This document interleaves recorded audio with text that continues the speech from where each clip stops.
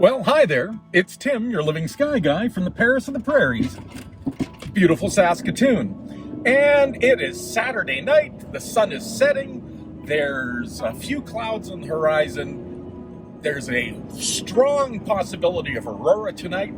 And I'm heading out of town to take some photos. But before I head out, I have to talk to you about something. Mark your calendars on November 18th and 19th, the evening of November 18th, November 19th.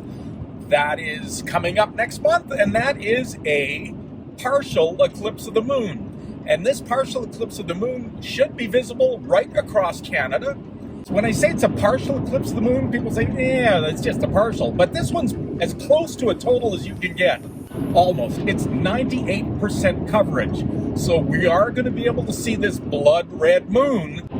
However, you need to have clear skies. And you need to be a night owl and stay up late.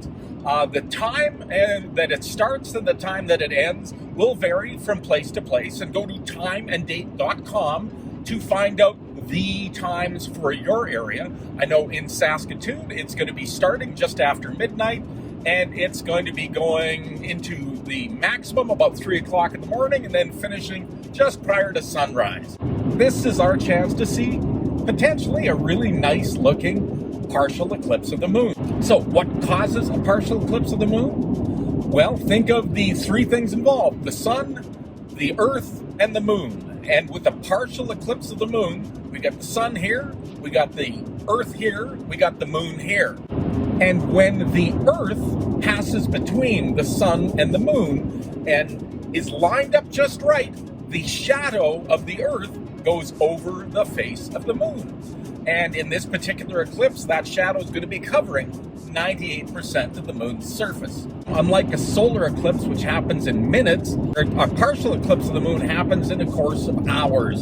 So it happens kind of in slow motion. So you have the ability to be able to watch it and enjoy it and do other things, stuff. And if you want to photograph it, well, make sure that, because it's happening in the middle of the night, it's not going to be anything around it really except for sky.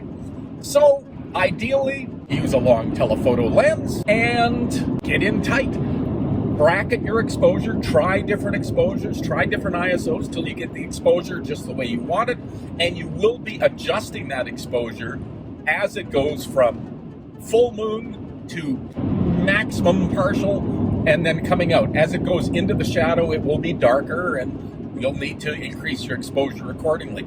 Or you can take a shot like this one I'm showing here, which is from a total eclipse of the moon that happened one January 31st, where I did a series of shots at 5-minute intervals with a wide-angle lens showing the progression from partial, and in this case to totality, to coming out of that. So, mark your calendars, the evening of November 18th to November 19th. Check timeanddate.com for the times in your area and go out there and enjoy the beauty of a partial eclipse of the moon. That beautiful blood red full moon. Take care, everyone, and clear skies.